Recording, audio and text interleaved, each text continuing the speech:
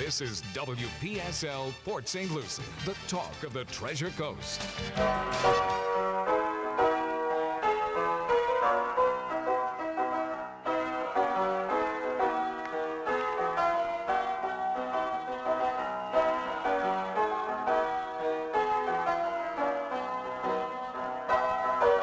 It's 11:31 at WPSL 1590, the talk of the Treasure Coast. Time now for Ask a Rabbi. And this is Rabbi Shafir Lobb of Congregation Eitz Chayim, your Jewish home in Port St. Lucie on the Treasure Coast.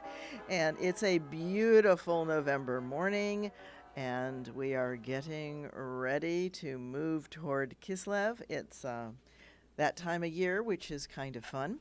But I want to pick up on a little bit of what we talked about previously, which is some of the differences between Judaism and Christianity. Because this time of year, it's really easy for folks to think that Jews are just deluded Christians or something along those lines, that Hanukkah came because of Christmas. And that's not true. Hanukkah predates Christmas by several hundred years, 2 to 3, possibly 400 years, something like that. It has to do with when the Greeks and Assyrians were in Judea, and it hails from basically a overly strong rebellion against Greek culture. Greeks in Judea. Right. Think of Alexander the Great.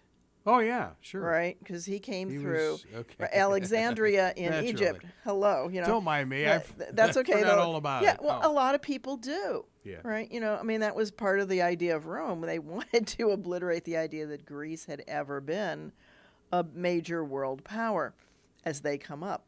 But we need to look a little bit at what Aristotle did. Aristotle kind of tried to take a lot of traditions and homogenize them and Hellenize them, and take them and smush them around. And, of course, part of that's aided by the up and down the Silk Road that's already transferring ideas all the way from the depths of China through Turkey, through Egypt, through Europe. All of that's already starting to migrate, and people are learning from each other, and they're going, hey, that's a great idea. We could do something like that. When people have fun and festivals, others join in because it's fun. Imagine that. And, and so Hanukkah is kind of an interesting piece because it's not a major Jewish holiday. It gets a lot of play because it comes up I see. against Now, I thought it was. Okay. Yeah, it's not. It's one of the most minor, and it happens after the canon is closed. Right, so the Book of Maccabees is in the Apocryphal, the books between the quote unquote old or the Jewish scriptures and modern Christian scriptures, and thank you Catholic Church for keeping those books, because otherwise we wouldn't know some of the details that are in it. But you're welcome to actually read the Book of Maccabees, and it talks about that they had wanted to dedicate the temple during Sukkot, the time that it's normally would have been dedicated or rededicated. Hanukkah means dedication. Okay. Huh. Okay. That's interesting. Okay. Yeah. And so it refers to the temple being cleansed of Zeus and other things that had crept in, thank you, Alexander. And, cleanse it and get it ready to be a Jewish temple again. And they say that they couldn't get it ready, that they didn't have everything together for Sukkot. So they looked around and they picked another holiday that others were celebrating. They picked the Festival of Lights time. So this is a festival that's up and down the road. It doesn't have a Jewish understanding, and so they pop Hanukkah on top of it because Sukkot, with its appendant parts, takes 8 days. So they do 8 days of Hanukkah. Huh, okay. Because it takes 8 days to do the full dedication ceremony of the temple, apparently. I mean, we don't have, as I like to say to my students, Fox News and MSNBC and CNN, none of those folks were there to take a video. We really don't know the details of how it went down. But we've got a lot of hints. And we've got this description in the Book of Maccabees, not an extremely well-written book, Now, why that is, we can have all kinds of scholarly opinions. I can see why it didn't make the canon. Didn't go to IRSC. It didn't go to IRSC. Yeah. That's right. The writer did not go there. Would have been much better had they done that. And so you've got this festival that really is about rededicating the temple and about achieving independence from underneath Greece's thumb. And of course, it's easy to say, well, God made that possible, and but historians would look and say, Alexander rather was on the decline already, and Greece was starting to have problems with Rome, and so of course a little backwash country could come back up. And the bad news was that the Hasmoneans, the Maccabees. The who? Hasmoneans. Hasmoneans? Hashmonaim. And they become the ruling party. They become the kings of Israel. And it's a priestly family. Mattathias is the founder of it. He had been a priest in Modi'in, a little town a little bit south of Jerusalem. And that was the flashpoint for the rebellion. They had a public, according to the text, they had a public gathering. And one of the Assyrians or Greeks or somebody of that ilk said to him, make this sacrifice to Zeus and everybody will follow. And he said, no way. And the officer keeps saying, well, if you do this, we can pretend I can drop a ring, you bend over and pick it up, you do this, you do that, and you'd be a friend of the king, of the emperor. And he says, not interested. And somebody from the crowd comes up and says, well, I'll do it. I'll lead. I'd like to be welcomed and honored and all that stuff. And so Mattathias loses his temper and kills the guy on the spot. So now he's got a problem, which he solves by killing the officer. Wow. Yeah, so now he's got two problems, right? I was going to say, yeah. That's not a good long-term solution. And so he and his sons lead a rebellion that go into the woods, and it's an intifada, if you will. It's a rebellion, and they are successful for a number of reasons. Historians could give you a whole bunch. And Mattathias declares one of his sons king. Wow. And the rabbis have a lot of problems with this because you've got the priestly family and you've got the king wrapped up in one. You do not have a separation of church and state. And wait a minute, that was a debate all the way back then? That was a debate all the way back then because they understood wow. If you had both things, if you had the self-declared high priest and you had the king, you now had God and guns on the same side. And so there was nobody to tell the king that wasn't a good idea. I'm not going to touch that line. Right. Yeah. Right. And they recognized wow. it back then. Right. If you look back earlier to Saul and David and the Davidic line, there's always prophets running around and there's priests. So there's really, and the prophets act also as judges. Right? The judicial part of Judaism comes down through the judges and through the prophets. And, so you've got this wonderful dynamic of balance going on, but you don't have it under the Maccabees. You don't have it under the Hasmoneans. And things get out of line. And we see some literature from that time that talks about the wrong priests being in the temple. And they're talking wow. about the Hasmoneans, right, that it should go back to the Sadducees, the Tzaddokim. You can see, there's this internal fight inside the priestly ranks that backwashes onto the king. And so there's a lot of unrest in Judea having to do with that. The other thing that's happening in the times is that because that king has too much power, they forcibly convert everybody in the area, everybody over which they gain control. And that includes Idumea, right, which is an area south of Israel.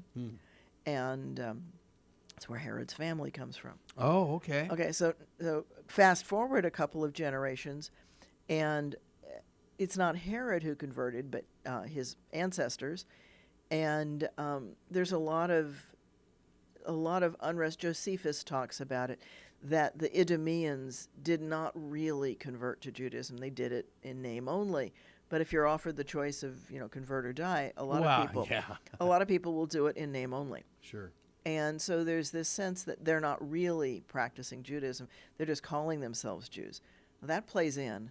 Okay, then we come to the time a few years before Jesus, and there's unrest because people don't like the Hasmoneans, but they end up having only a female heir, Miriamne. What's wrong with that? Nothing's wrong with that, but she needs something. In order for her to have an heir, what does she need? She needs a king. Well, she needs. Okay. And that ends up being Herod, somehow. It's nobody knows exactly how that happens, but he marries into the royal family, and that's how he becomes king. And he puts Miriamne under house arrest. He has 4 kids with her. Nice four guy. sons. Yeah, nice guy. And it's not clear if she has the kids while she's in house arrest or, exactly the timing on all this. And maybe somebody has more information than I do because I only know some of it. But she has 4 sons, which he conveniently names Herod. Yeah, which is kind of following the Asian tradition of putting your family name first and your call name second. Really? Yeah. Okay. Right. Yeah. I didn't know that. So Charlie Chan in China is Chan Charlie. Okay. Yeah. Yeah. So they do their because the families. Okay. Right, because it's about family. Had a basketball player in our IRC game the other night from China, and I thought I was pronouncing his name wrong, and folks from Jacksonville were telling me, no, that's right. Yeah. Okay, there you go. So that's now why. It makes sense. Right, so so the Chinese cultural thing is to have the family name first. And so Herod's following that Asian tradition of putting the family name first, and he calls his kids Herod, which makes it really confusing in Christian scriptures. This is why there's so many Herods. I have a cute little handout that I give my students called Herod, Herod, you shall call him Herod. Anything like Prince? Oh, no. I was thinking more of George Foreman. But George Foreman, yeah, sure. And, so we've all got things like that where people project in greater or lesser degrees. So Herod, Herod the Great, who's the builder, he's called the Great because he builds all these fortresses and these palaces and the temple. He glorifies it and all kinds of stuff. He makes it beautiful. He also Romanizes it a little bit. I'll put some of the Roman columns and things like that in. And probably redecorates the candelabra into a more Roman style. That fits with the pictures that we see of the menorah being carried out. And how do you finance all that building? Well, taxes, right? And how do you... all the way back to the Bible. All the way back taxes. to them. Taxes and conscripted labor in order to build them, which are 2 things that the populace always loves and appreciates in their king. Wow. Not, right? By the way, you were jesting about CNN and Fox and those people not being there. Did you see the video from Turkish television today? No, not where yet. They are claiming that Noah's Ark was found intact at the base of these Turkish mountains, and they're using, I forget what kind of video it is, to look through the sands of this mountain range, and I don't know if it's doctored or what, but it looks just like the Ark. Do you know what the Ark looked like? No, well, I mean, just the pictures I've seen, that's all. Well, so we don't know. I mean, miraculously, there's something that looks like people's projections of what it must have looked like. Yes. Okay. So we'll it's got to be factual. Oh. Yeah, right. Oh, boy. Yeah, but it makes a good news story. Yes, it does. I'll have to look at that and take a it's fascinating to see. See if there's still any, giraffe dung. Yeah, that's right. That's the first thing Carol said. She said, were there any giraffes in it?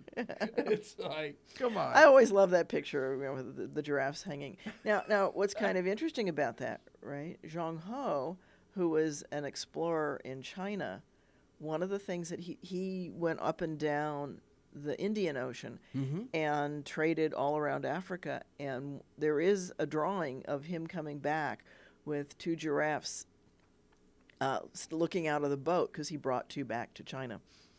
Really? Yeah, from one of his trades. So, yeah.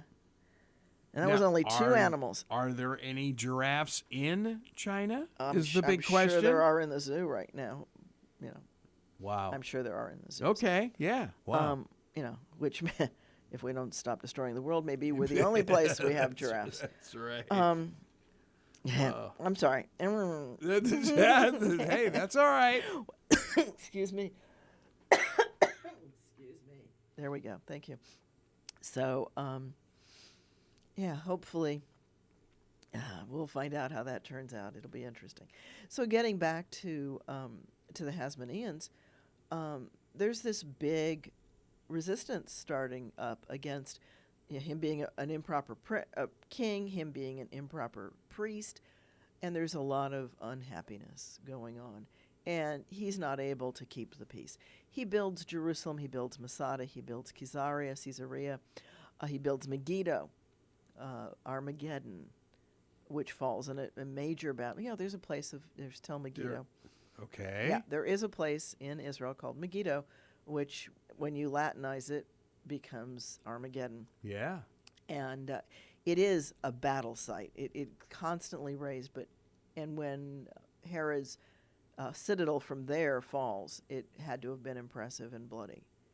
And there's ongoing talks and things about, there's a lot of under the sub rosa, we would say, under the table kind of things going on. And no, I'm shocked. Oh, can't imagine that. And so that's part of what's going on as Rome comes in, and Herod increasingly needs Rome to keep the peace and enforce what he wants, and he becomes increasingly paranoid. He's over the top with it, and he doesn't trust anybody, so he turns more and more to Rome as an outsider. But then he has to pay Rome for those services because they're not going to give them for free. And so then he has to raise the taxes to pay for Rome. You can see how this becomes a very vicious cycle and leads to some great unrest. My personal theory that, the Joseph and Mary going to Bethlehem story is about the collecting of one of those taxes that Herod levies. And, so there's a lot of infighting, and there's a lot of this is not right, and it's increasingly hard for Herod and then for his sons to maintain peace, particularly in Judea. Judea is much closer to the issue. They see Herod everywhere, and it's just not a really good scene. So Rome becomes an increasing presence, especially around the holidays. And it's a site of many rebellions. It's one of the reasons why Rome goes and wipes out Jerusalem, and it's one of the reasons why they're so worried about any large gatherings of people. Wow. So you can start to see how this sets, sets a scene for what's going to happen. It does. Wow. Right, because every Jewish holiday, particularly Sukkot, the one we just came through, where people are walking through Jerusalem carrying palm branches, are times of rebellions. Yeah. Okay. And so, you can kind of see where there might be this, who's the person who's leading, who's getting this tremendous following. And Jesus is one of many folks running around at the time, quietly actually seeding, if you will, rebellion. We talked other shows about how the mustard seed, right? It's a beautiful image of faith, and you certainly can pass that way. But if you know anything about horses, which a lot of people would have in those days, you know that horses won't eat wheat that has mustard growing in it.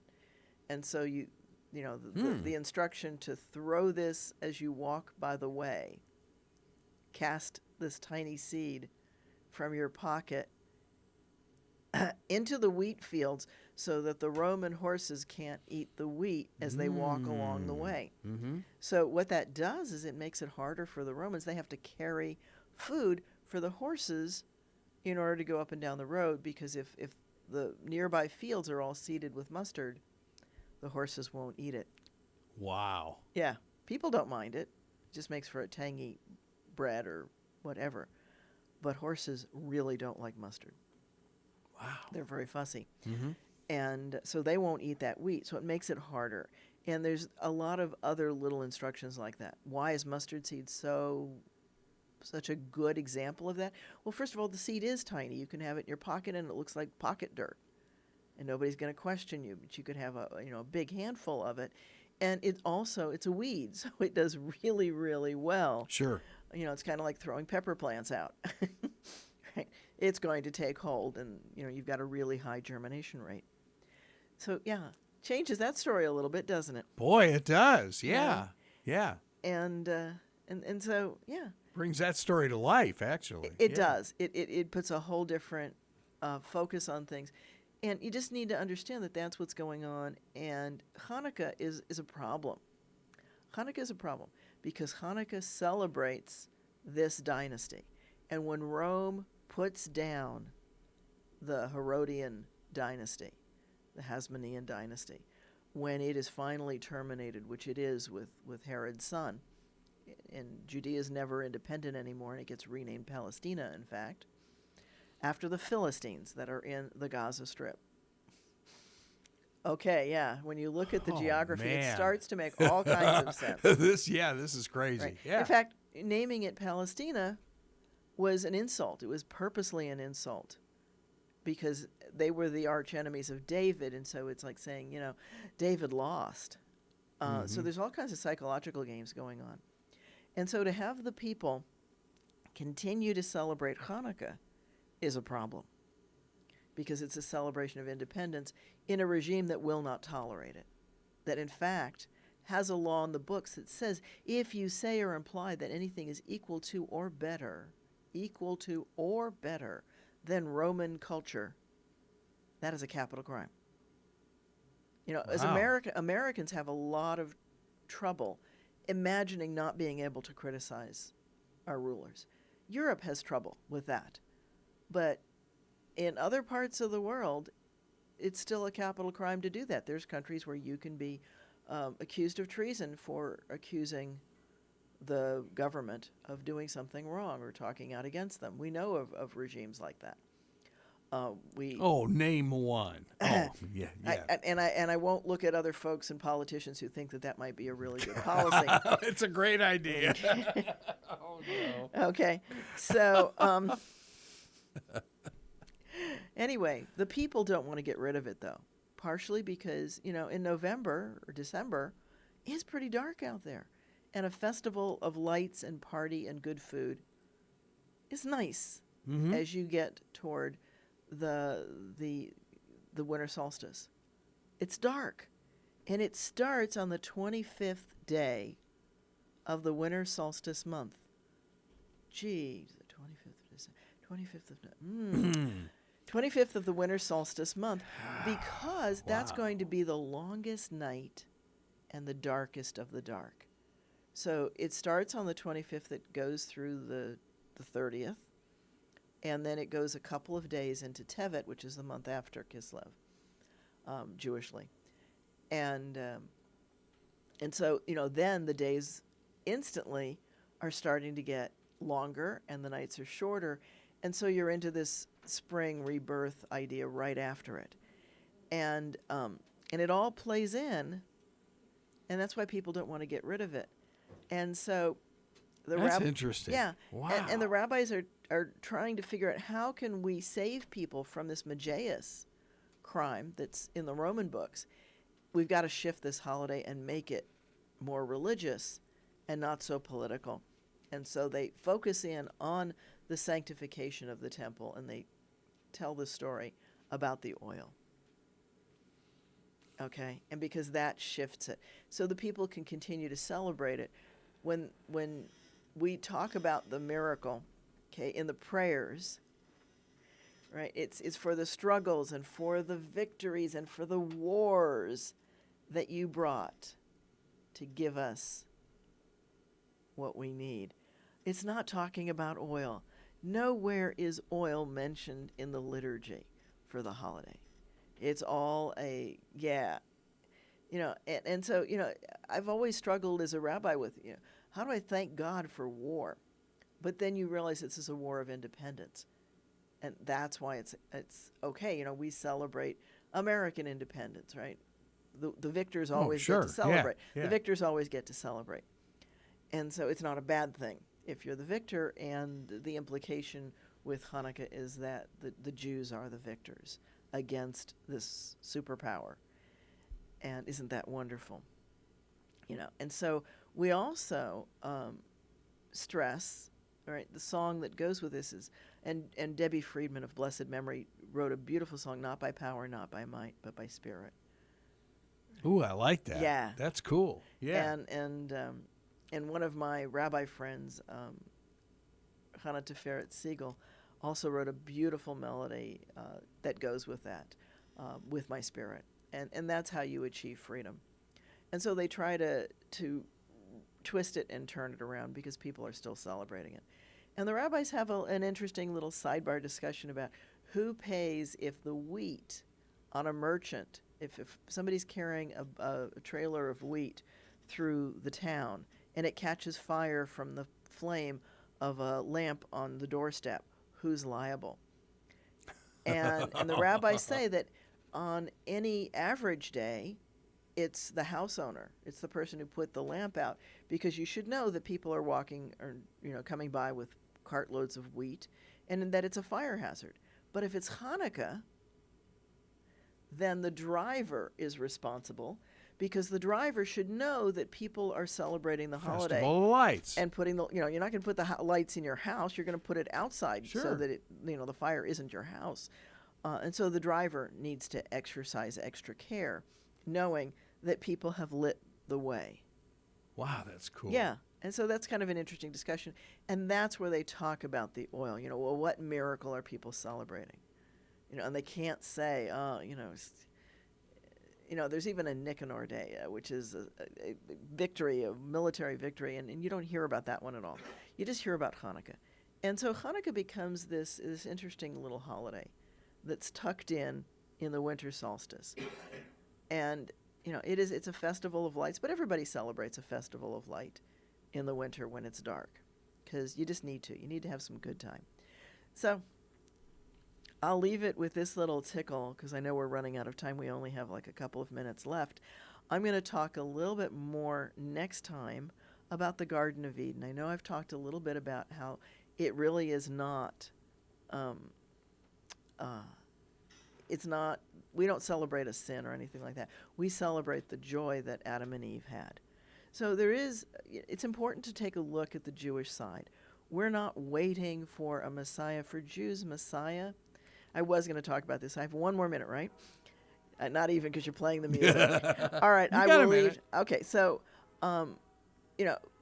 Stuart talked about deposing a sitting ruler, and David and Saul deal with that. Right? David doesn't want to kill Saul because he's an anointed. He's a Moshiach. Wow. He's an anointed one, and so he's sitting. He can't be killed. So that's a good tease for into next week. I will take a look at what do Jews think of messiahs and what really happened in the Garden of Eden. This is Rabbi Shafir Lobb, and this has been Ask a Rabbi. Want an apple? Oh. I think I want a latke. You've been listening to Ask a Rabbi right here on WPSL, Port St. Lucie, the talk of the Treasure Coast, webcaster to the world.